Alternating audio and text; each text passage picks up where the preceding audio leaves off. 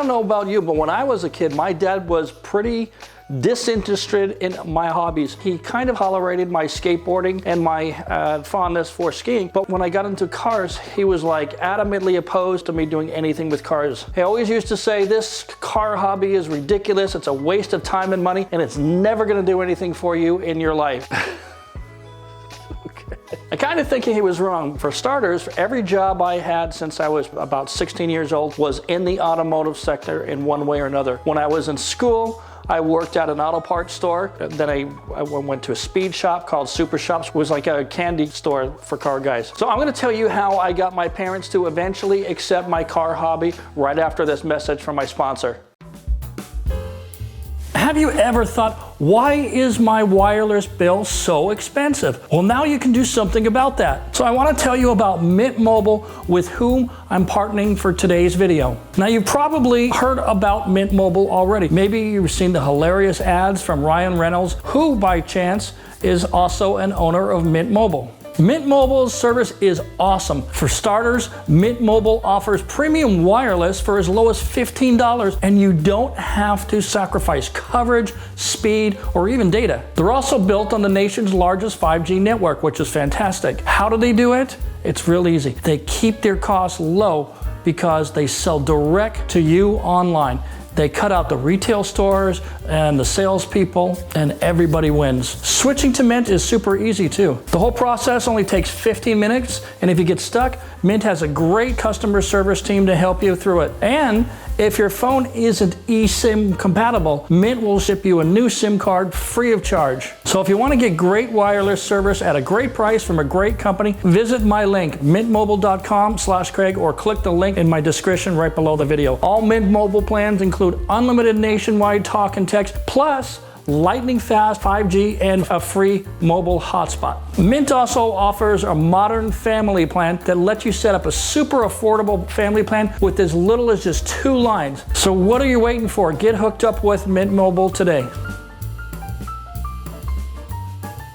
So by the time I was in my late 20s, I was working for a company called NGK Spark Plugs as a motorsport technical marketing director. I worked with the pro NHRA teams, IndyCar teams, professional jet ski teams, and I then transitioned to a job at Eibach Springs as a marketing director about 1996 or 1997. Eibach, unfortunately, was a toxic workplace, so I moved on to Peterson Publishing, which produced magazines like Hot Rod and Super Street, just to name a couple. So I was appointed executive director of the NYRA Drag Racing Series. We talked about that in another video. It was actually mentioned in the first Fast and Furious movie. That's another story, of course, but I was still part of the automotive thing. And of course, it was because I was working in the automotive sector that I hooked up with Universal and got involved with the Fast franchise back in 2001. But that's not where I'm going. So my father still didn't understand my passion. He just couldn't get it in his head that it was something I'd like to do and I was making money. So when he found out I bought a Lamborghini, he was really disgusted. I remember the look. He's like, you're never going to get out of this, are you? This was a man who drove a Prius for the last 15 years of his life. Clearly, my dad just didn't understand my automotive passion, and he was certainly not an automotive aficionado. So I had long given up any hope of him even respecting my choices. So I told myself that if I ever had children, I would support their passions as long as it's not hurting themselves or someone else. My son was born in 1991. By the age of 3, we were washing my car together, so he was starting to get into it. At the time, I had a supercharged nitrous-equipped Mustang, and he loved riding in the car. He was into speed and all that kind of stuff. By his 8th birthday, we were playing car video games together, and he loved watching NASCAR and other motorsports events, so he was starting to get into it, maybe because he was around me, or maybe it was natural. By his 9th birthday, we were doing RC cars at the Tamiya competition track, which was half a mile from our house. So RC cars was a big thing in our family for quite a few years. When he was about 10 years old, I still had my Fast and Furious Supra. He'd like me to take me to his school in that car. So he was learning more about cars. He was actually beginning to understand the physics and what was going on. He was learning about the cars, the engines, the horsepower, and all that kind of stuff. And by the time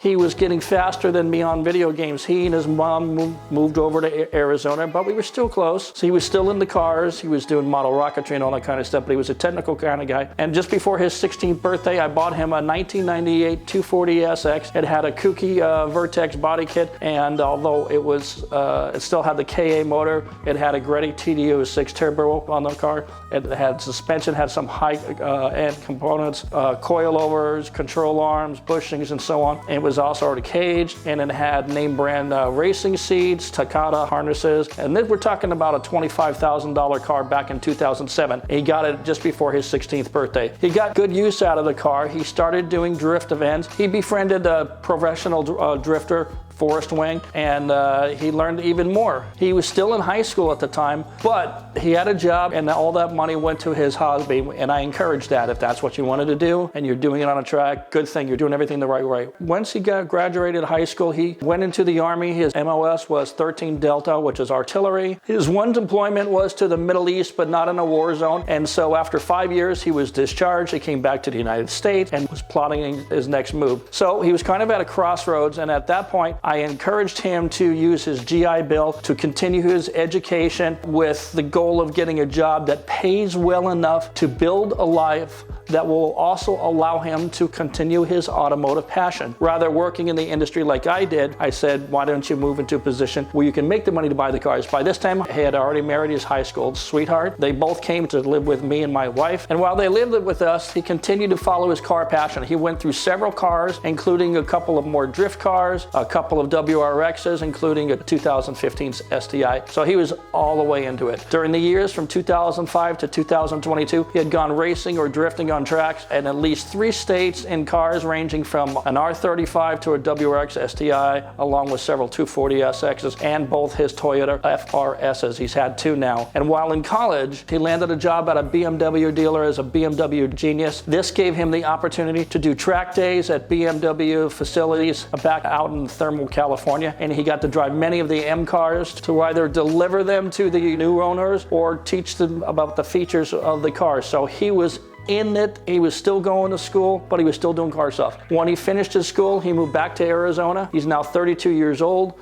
and while he still loves cars, these days he's more into target shooting, another hobby that I'm fully behind. I'm telling you this only to demonstrate that when a parent is supportive of their children, life seems to flow in a positive direction and everybody's happy. Now, he didn't chase automotive jobs. He chased jobs that would allow him to afford his automotive passion. The one exception was the BMW thing, and that was only for about a year because he was knee-deep in school. Nowadays, I only get to see him once or twice a year. Each time he comes out, we go to at least 1 car event and 1 shooting range day. He's been training with SWAT guys and former and active Special Forces members and all that kind of stuff. And now he's actually competing in shooting matches, and he's now training others, including me. So we have a very close relationship, and that's the best I could hope for. And last Father's Day was pretty special because at that time, I had the Paul Walker R34 GTR on loan to me from courtesy of our friends, a 458 Destroyer on Instagram. My son and I went to Fuel Fest with me driving the R34 and my son driving the R35. It was kind of like a bucket list kind of thing. That's something my father would never have done. And honestly, that was one of my best days of my life. It was just fantastic. So obviously we had a great weekend. We recorded our joint video from our YouTube channel. We were roasting some cars, some of our followers' cars, which was hilarious. He's a cynic like him. We went to Cars and Coffee, and then we went to the shooting range. So that was a great weekend. And as we left the shooting range, I tossed him the keys to my R35 and said, here, have fun, but you pay any speeding tickets you get. So I just sat back, turned on the air conditioner and relaxed. And as we were trying to merge on the freeway, he had to make a split-second decision. Do you speed up or brake to drop back through 3 or 4 cars and then get tucked behind the slower group of cars, but nope, he did exactly what I would have done. I'm thinking what I would do, and he just actually did what I was thinking.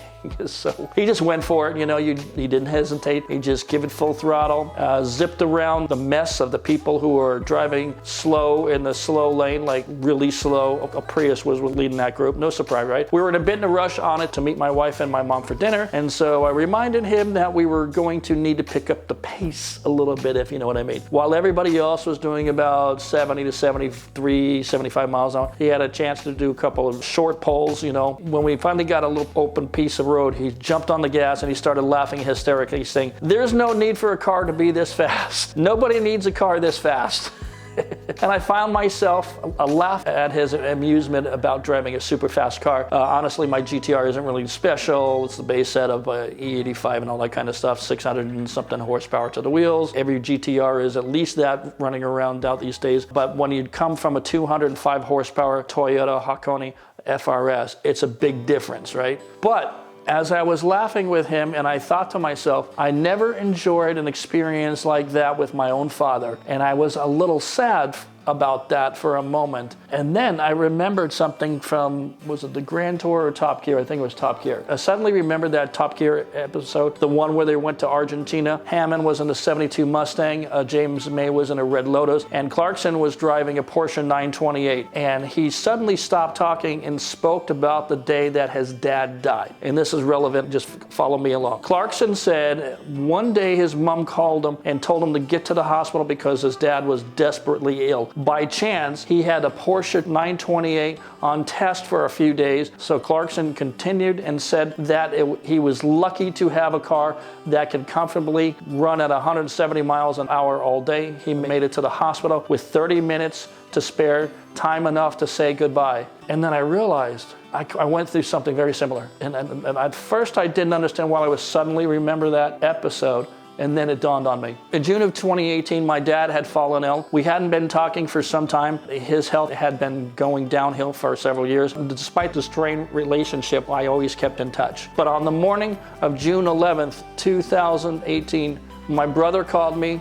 He never calls me. He always prefers text. And he told me that our dad was in the ICU and I should get there as fast as possible. That morning I was in Huntington Beach having a long meeting with the client, and it was about 10 minutes before 10 a.m. And I was in that meeting, and I just politely excused myself, jumped in the car and the R35, and I had 19 miles to cover. Fortunately, I was going against traffic, but southbound traffic on that morning was pretty light, but still I had to hustle. I didn't know how long it would take for me to get there and how bad he was. So doing triple digits and being careful to not leave lots of space while smoothly navigating around the other traffic was the safest bet. Most of the other cars on the road at that time were doing about 75 to 80 miles an hour, so I had to really hustle to get there even faster. So I got to the hospital as fast as I could, parked the car, ran upstairs as fast as I could. I got there with just 10 minutes to spare, long enough to say my goodbyes, long enough to make my peace with my father. And that was just 5 years ago. And as I'm remembering all of this on that day, it occurred to me that I'm very lucky to have a good relationship with my son. And because I want all my followers to have that kind of relationship with their parents, especially with their father, I'm gonna give you some things that might get your parents to approve and actually encourage your automotive hobby. And this is a question I get from a lot of people. How do I get my dad to accept this or be a part of it? For starters, I'm not going to be speaking about the intersection takeover crowd. If you want to get your parents on board with that, then I'm not talking to you, because that's nonsense. It's bullshit.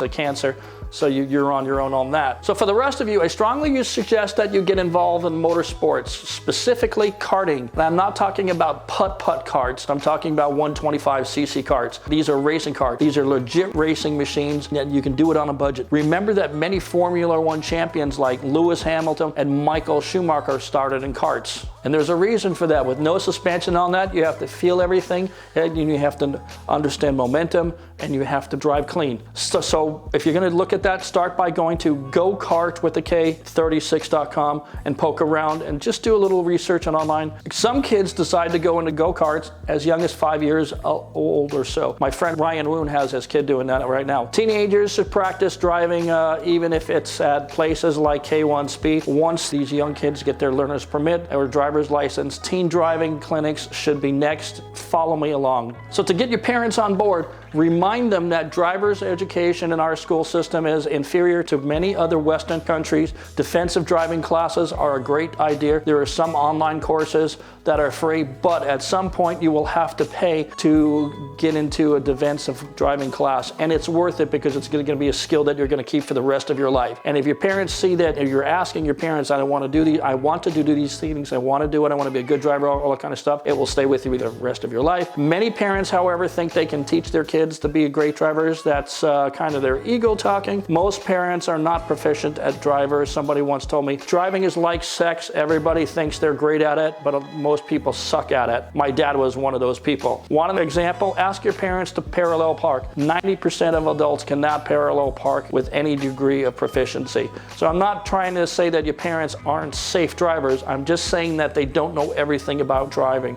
So you should rely on experts. So if you've ever spent time in a 125cc kart or have experimented with autocross events, by the time you're 18 years old, you will have a good idea if this hobby is for you. If so, the next step is to buy a proper kart, something like a 125cc like I was talking about, or you can start moving up the amateur ladder and eventually into a real car. If karts aren't your jam, start with autocross. You can go out and buy something like a Mazda Miata or any number of suitable dual-purpose cars such as a 2002 to 2005 Honda Civic SAR, maybe an R53 Mini Cooper, or a 2005, 2010 VW GTI, a Toyota MR2, or a 2011 to 2009 Ford Fiesta or Focus. Look at other options as well. Any of these cars I just mentioned can be driven daily, and when it's time to compete, slap on your racing tires and wheels and go out, have fun doing autocross events. I did exactly that with one of my Datsun Z cars, and I loved it and it taught me a lot. Car control was a big thing, and I learned that horsepower is not everything. Suspension is very important.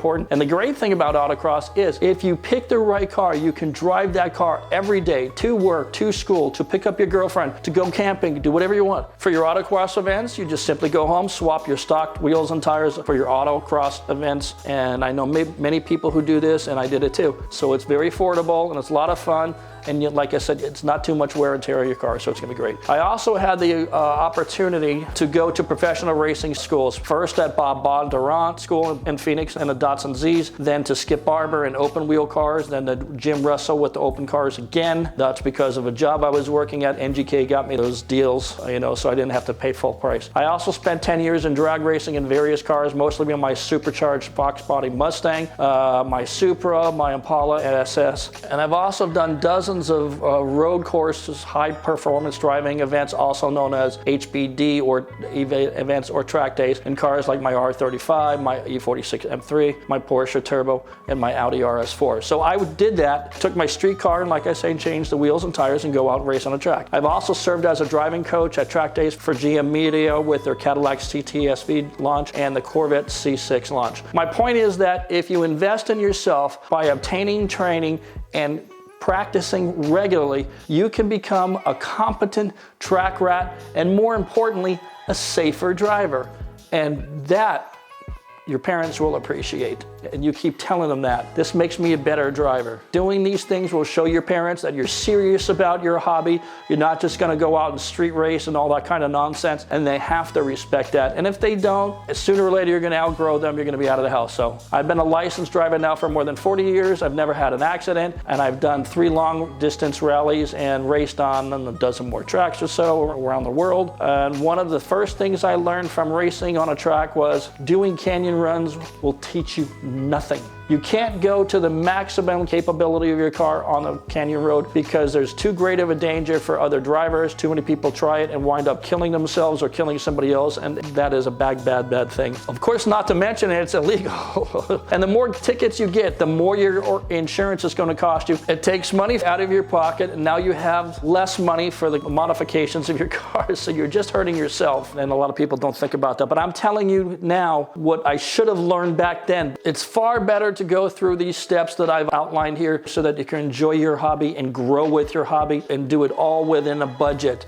and in a particular order to get you to where you want to be. So if you're gonna get serious, if you wanna find local autocross events, go to parkinglotracing.com. If you wanna find a track day, search your local road course tracks online and then look at their calendar and sign up. You're not gonna be the fastest person there. Take some free coaching and all that kind of stuff, and you're gonna get better, but just don't do it on the street. So I hope that helps you pursue your passion and maybe get your parents to get on board with it. And once you have their backing, it is a really good thing. It's a hobby that's very fun.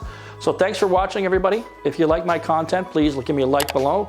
If you have a question or if you have a comment or a story to tell, put it in the comments below. And please don't forget to subscribe. Thanks for watching, everybody. We'll see you another time.